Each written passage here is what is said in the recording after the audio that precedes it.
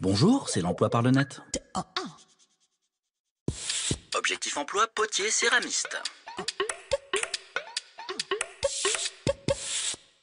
C'est un des plus vieux métiers du monde, mais il a gardé toute sa magie. Pour s'en convaincre, il suffit d'observer Katia, à l'œuvre sur onicep.fr, et de voir émerger d'un bloc d'argile informe un objet parfait. Après le façonnage, qui peut s'effectuer par modelage, sur un tour ou par moulage, vient l'étape du séchage, puis de la cuisson au four. La pièce est ensuite décorée par décalcomanie, sérigraphie, ou encore à la main, glacée ou émaillée. Ce métier à la fois manuel, technique et artistique exige donc la maîtrise des 4 éléments que sont la terre, l'eau, l'air et le feu. Pour en savoir plus sur les différentes techniques, lisez la fiche proposée par institut-métierdart.org. Le céramiste peut travailler comme artisan dans son propre atelier ou encore comme salarié d'une petite entreprise ou d'une fabrique industrielle. Plusieurs diplômes conduisent au métier, du CAP au BTS en passant par les diplômes des écoles d'art. Découvrez-les sur onicep.fr et sur institut-métierdart.org. Le céramiste peut également passer le concours de technicien d'art du ministère de la Culture et devenir fonctionnaire. Les élèves sont formés au sein de la prestigieuse manufacture de Sèvres dans les 27 métiers de la céramique. À ce sujet, regardez la très belle vidéo en ligne sur sèvrescitécéramique.fr. Il existe également un lycée de la céramique à Longchamp, en Côte d'Or, près de Dijon. Découvrez-le sur lic-céram-longchamp.fr. Mode d'emploi se réinsérer après une détention. Lorsque l'on sort de prison, le processus de réinsertion est souvent long et se fait par petites étapes. Si tel est votre cas, commencez par contacter une association d'aide aux anciens détenus. Vous en trouverez une liste non exhaustive sur justice.gouv.fr. Ces organismes connaissent bien le parcours du combattant qui attend les ex-prisonniers. Ils peuvent les soutenir psychologiquement, les informer sur leurs droits, les accompagner dans leurs démarches administratives ou les aider à trouver un hébergement. Il est indispensable de s'inscrire à Pôle emploi, bien sûr, qui pourra, en fonction de votre situation, vous attribuer une allocation temporaire d'attente, comme vous le verrez sur service-public.fr. Pôle emploi propose par ailleurs un dispositif d'accompagnement appelé Mobilisation vers l'emploi qui n'est pas réservé aux anciens incarcérés mais qui s'adresse aux individus rencontrant des difficultés personnelles. Allez sur pôle-emploi.fr pour en savoir plus et profitez-en pour vous renseigner sur le CUI, le contrat unique d'insertion qui s'adresse aux personnes luttant pour trouver un emploi. Il y a d'ailleurs des offres de contrat en ligne et des offres de mission d'intérim. Vous pouvez peut-être percevoir le RSA et une aide au logement. Informez-vous sur caf.fr et faites le test en ligne pour savoir si vous avez droit au RSA et calculer son montant. Enfin, il faut s'inscrire à la sécurité sociale. Vous pourrez sans doute bénéficier de la CMU, la couverture maladie universelle, qui vous permet d'obtenir le remboursement de vos soins, comme vous le lirez sur amélie.fr. Agenda. Le secteur social et médico-social est en pleine croissance et il recrute. Pour vous informer sur le secteur et ses métiers, pour rencontrer des employeurs, ne manquez pas le salon emploi et formation qui se tiendra jeudi à Paris. Toutes les infos sont sur carrefouremploi.org. Objectif emploi, les métiers de la petite enfance. La France est toujours championne d'Europe de la natalité, juste derrière l'Irlande, et nos tout petits ont besoin de professionnels patients, aimants, responsables et bien formés pour les éveiller et les éduquer. Comme vous le verrez sur info.emploipublic.fr, les crèches, les haltes garderies et les parents emploient assistantes maternelles, auxiliaires de puériculture, puéricultrices et éducateurs de jeunes enfants. La plupart de ces métiers sont accessibles sans diplôme ou à l'issue d'une formation courte. Comme l'explique CIDJ.com, on peut par exemple devenir assistante maternelle sans diplôme, à condition d'obtenir un agrément et de suivre une formation. L'assistante maternelle peut ensuite devenir ATSEM, agent spécialisé dans les écoles maternelles, au bout de 4 ans d'exercice, toujours sans diplôme mais après un concours de la fonction publique territoriale. Le CAP Petite Enfance est toutefois recommandé pour passer le concours, permettant de se former au métier d'auxiliaire de puériculture et de décrocher le diplôme d'État. Enfin, on peut travailler dans un centre de loisirs ou de vacances à condition de passer le BAFA. Il est possible de préparer le CAP en apprentissage via un processus de validation des acquis de l'expérience, la VAE, ou encore via la formation continue dans un GRETA, un établissement public de formation pour adultes. Lisez les questions-réponses en ligne sur eduscol.education.fr pour en savoir plus. Comme vous le verrez sur cuned.fr, on peut se préparer en candidat libre, à distance, avec des études plus longues, beaucoup d'autres métiers sont accessibles. Vous trouverez un dossier complet intitulé « Travailler avec des enfants » sur lesmétiers.net, avec des fiches métiers et des vidéos. Mode d'emploi, les jours fériés. Le Code du travail reconnaît 11 jours fériés. Comme vous le verrez sur travail-emploi.gouv.fr, il s'agit des 1er janvier, lundi de Pâques, 1er mai, 8 mai, Ascension, lundi de Pentecôte, 14 juillet, 15 août, Toussaint, 11 novembre et 25 décembre. Mais attention, s'ils sont fériés, ces jours ne sont pas forcément chômés et travailler un jour férié ne donne droit à aucune rémunération supplémentaire, comme le précise service-public.fr. Seul le 1er mai est obligatoirement chômé pour tous les salariés, sauf dans les secteurs où l'activité doit être maintenue, comme les hôpitaux et les transports. Si vous travaillez dans l'un de ces secteurs et que vous travaillez un 1er mai, vous serez alors payé double. Quant aux ponts, sachez que l'employeur n'est pas obligé de les accorder, mais s'il le fait, ce repos est payé. Un jour férié ne peut être récupéré, on ne peut pas vous demander de travailler pour rattraper, mais les jours accordés au titre du pont peuvent l'être. Si un jour férié tombe un jour qui aurait dû être travaillé, le salaire est maintenu. S'il tombe un jour habituellement non travaillé, il n'ouvre pas droit à un repos complémentaire. Si tout cela est encore un peu confus, lisez aussi les articles en ligne sur dossierfamilial.com et sur capital.fr. Agenda.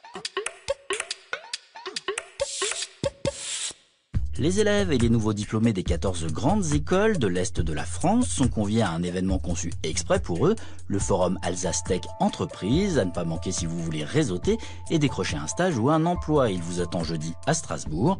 Toutes les infos sont sur forum-alsacetech.org. Objectif emploi, architecte du paysage. L'architecte du paysage conçoit des espaces verts, mais pas seulement. Comme le souligne Cécile sur unicep.tv.unicep.fr, il intervient sur le cadre de vie en général et modèle aussi bien l'espace urbain que rural. C'est également ce qu'explique Michel sur l'étudiant.fr. Une place, une avenue, un quai font aussi partie du paysage. Le métier présente des points communs avec celui d'architecte. Comme lui, ce professionnel répond à des appels d'offres des collectivités locales, esquisse l'avant-projet, finalise le projet, suit le chantier et livre les travaux, mais il continue à suivre sa réalisation dans le temps car il travaille avec du vivant. La partie administrative est assez lourde, comme vous le lirez sur cidj.com. Le paysagiste passe en effet plus de temps derrière un ordinateur que dans un jardin. Le brevet de technicien supérieur agricole, aménagement paysager, peut être une étape dans la formation, mais il n'est pas suffisant. Il faut aussi passer par les grandes écoles du paysage. Seule habilité à délivrer le diplôme de paysagiste et le titre d'ingénieur. Elles sont au nombre de 3. Informez-vous par exemple sur école-paysage.fr. Dans le cadre universitaire, il existe aussi quelques masters professionnels ou de recherche à Paris, Angers, Tours, Aix, Marseille. Pour Angers, informez-vous sur agrocampus-ouest.fr. Enfin, pour découvrir plus largement le métier, l'univers dans lequel il évolue et dénicher des offres, explorez f-f-p.org. Mode d'emploi spécial jeune, le service militaire volontaire. Il y eut longtemps le service militaire obligatoire, place au service militaire volontaire, le SVM. Comme vous le lirez sur dossierfamilial.com, le SVM ne ressemble pas du tout au service militaire classique, avec exercice de tir et de combat. L'objectif est de permettre à des jeunes de 18 à 25 ans, éloignés de l'emploi, de suivre une formation professionnelle, civique et morale. Comme le précise le Figaro.fr, ce parcours d'insertion se déroulera sur une période de 6 à 12 mois. Dans un premier temps, les jeunes découvriront la vie en collectivité, en uniforme, dans une caserne, encadrée par des militaires. Cours de secourisme, sport et permis de conduire sont au programme. Ils pourront aussi approfondir leurs connaissances de base en calcul, lecture et écriture. Dans un deuxième temps aura lieu la formation professionnelle proprement dite, validée par un titre ou une certification avec des périodes en entreprise en vue d'une embauche. Ils seront logés, nourris et habillés et percevront 313 € net par mois. Comme vous le verrez sur défense.gouv.fr, ce type d'engagement s'adresse aux garçons et filles non diplômés ou titulaires d'un diplôme inférieur au BEP, CAP ou BAC. Un deuxième type d'engagement est prévu pour les jeunes éloignés de l'emploi mais ayant obtenu un BEP, un CAP ou le BAC. Ils pourront devenir volontaires techniciens, assistants formateurs, approfondir leurs acquis et valider une première expérience professionnelle. Le Figaro indique qu'un premier centre doit ouvrir ses portes demain à Montigny-lès-Metz en Moselle. Plusieurs sociétés, dont la SNCF, Disneyland Paris et PSA, se sont déjà engagées à former et embaucher des volontaires. Agenda. Si vous voulez intégrer une grande école dans le sud-ouest, vous pourrez vous informer sur les cursus, les passerelles et poser toutes les questions qui vous préoccupent lors du salon Studirama Grandes Écoles. Il se tiendra le 7 novembre à Montpellier. Toutes les infos sont sur studirama.com. Objectif emploi, technicien d'usinage. Pour réaliser une pièce métallique, il ne suffit pas d'appuyer sur un bouton pour que la machine marche. Il faut d'abord concevoir et dessiner informatiquement la pièce à produire, préparer les outils, les installer physiquement sur la machine, programmer celle-ci et sortir une première pièce. Celle-ci sera soigneusement mesurée et contrôlée avant de lancer la fabrication en série. Tout ce processus, que vous découvrirez en vidéo sur oniceptv.onicep.fr, est confié aux techniciens d'usinage, spécialistes de la fabrique de pièces métalliques par enlèvement de matière, comme vous le lirez sur ladépêche.fr. Il faut bien sûr aimer la mécanique et être rigoureux, car les pièces peuvent être usinées au centième de millimètre près. Il faut aussi aimer l'informatique, toutes les étapes de la fabrication, de la conception à la réalisation, se font en effet sur des équipements à commande numérique. Pour devenir technicien d'usinage, il faut d'abord passer un bac pro et éventuellement poursuivre par un BTS. Les débouchés sont nombreux, toutes sortes de secteurs, de l'aéronautique à l'automobile, en passant par la construction navale et la construction mécanique, ont besoin de professionnels bien formés. Vous trouverez par exemple des offres dans l'aéronautique sur aerocontact.com et dans tous les secteurs sur pôle-emploi.fr. Vous découvrirez le contenu du bac pro sur oniceptv.onicep.fr et sur alexis-monteil.entmip.fr, le site du lycée du même nom à Rodez dans l'Aveyron. Une formation pour adultes en 7 mois est par ailleurs proposée par l'AFPA. Allez sur afpa.fr pour en savoir plus. Création d'activité, mode d'emploi, créer son entreprise quand on est salarié. Vous êtes salarié et songez à créer ou reprendre une entreprise, comme vous le verrez sur apce.com. 4 possibilités s'offrent à vous: démissionner, prendre un congé de création d'entreprise, prendre un congé sabbatique ou en créer une tout en continuant à travailler normalement dans l'entreprise. La démission est très risquée, sauf si vous disposez de ressources personnelles, car vous n'aurez pas droit aux allocations chômage. Mieux vaut essayer de négocier une rupture conventionnelle avec l'employeur qui vous permettra de percevoir une indemnité de rupture et des allocations.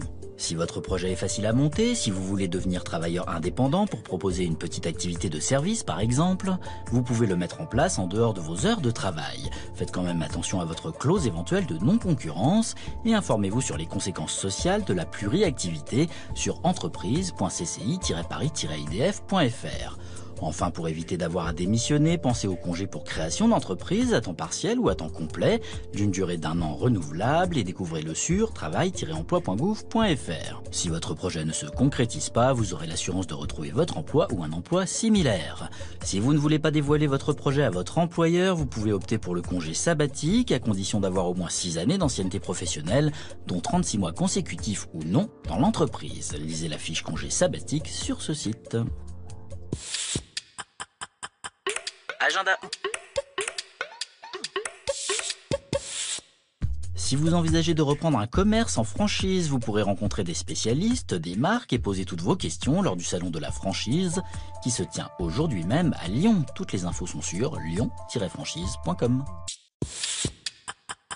Objectif emploi, monteur, câbleur. Radar, avion, scanner, voiture, télévision, partout où il y a des câbles, le câbleur monteur est passé par là, comme vous le verrez sur onicep.fr et sur cidj.com.